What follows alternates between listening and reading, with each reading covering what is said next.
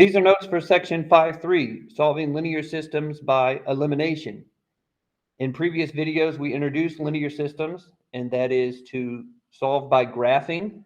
And again, a quick recap of graphing linear systems. We have a couple of types of answers. Most commonly, you would get two lines that cross. And the solution for a linear system is the point where they cross. And we also have special cases, which we'll talk about in a later video, no solution or infinitely many solutions. In section 5.2, we introduced an algebraic way to solve a linear system, and that was by substitution. That's take what the variable is equal to and substitute it into the other equation. There is another method, a more efficient method, a better method of solving linear systems, and that is by elimination. That is to eliminate one of the variables. And we do this by simple addition or subtraction of the equations. So the first note that we need to make sure that we have in each equation is to line up the variables. So for example, on number 1, I have a linear system, one equation and another equation. I could do substitution. I could solve one of these for x or y and plug it into the other one. Or what I could do is eliminate one of my variables. To do that, I have to first line them up. So my x's are over my x's, my y's are over the y's, the numbers are over the numbers. Now I can add or subtract these equations together to make one of the variables eliminate. For example, the x's have the same coefficient, the same number in front of it. This is a positive 1, this is a negative 1. If I were to add these two equations, those x's will be eliminated, meaning 1 plus negative 1, 1 plus negative 1 is 0. 2 plus 1, again, that's 1y, 2 plus 1 would be 3y. And 13 plus 5, well, that'd be 18. My x's have been eliminated because 1 plus a negative 1, 1 plus a negative 1 would be 0. And I don't have any more x's left.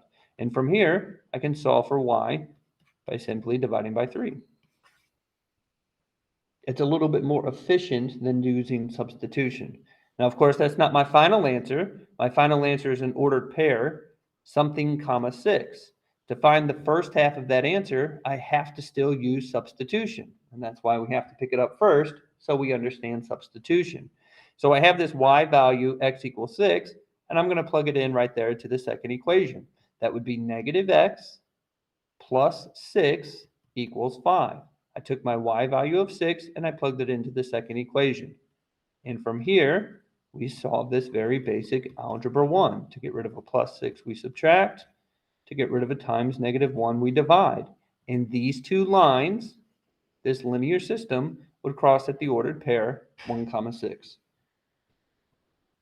So this is, again, solving a linear system, finding the ordered pair where they cross, finding the point where they cross, using elimination. I'm going to eliminate one of the variables. Now you'll notice on number 2, my variables are not lined up. My y is over the x is over the y, the numbers are lined up.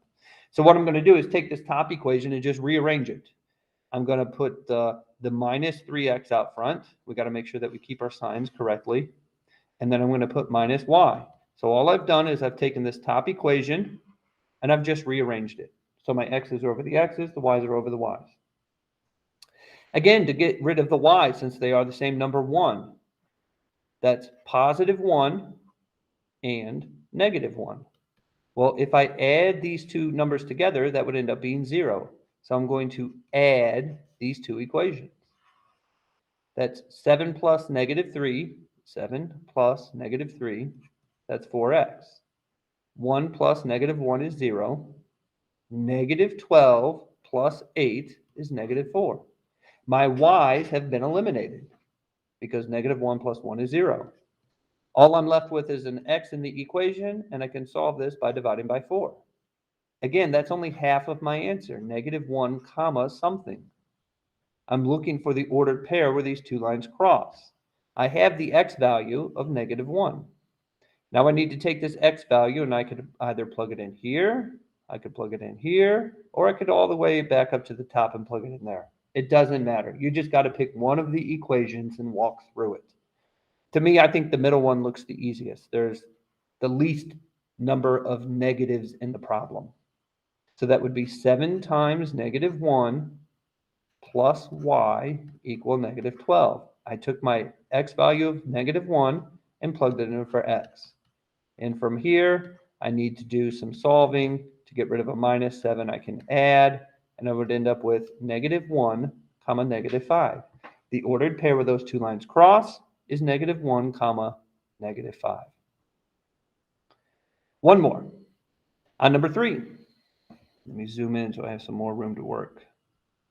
Again, I could use substitution, but a more efficient way, a faster way to solve these is elimination. And to do elimination, my variables are lined up. X's over x's, y's over y's.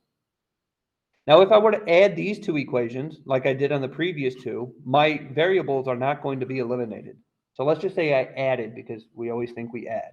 Well, 1 plus -2 is -1. 1 plus 1, 1y plus 1y would be 2y. Well, that didn't get me anywhere. My variables are still both there. The point of elimination is to make one of the variables eliminate. And to do that, I actually have to subtract these two equations. And you might say, well, how do I know if I'm adding or subtracting? Well, I find first the variable that's the same, y and y, and I ask myself, I have a 1y positive and a 1y. If I were to subtract these, would that give me 0? Yeah, 0 means that they are eliminated. So I am subtracting.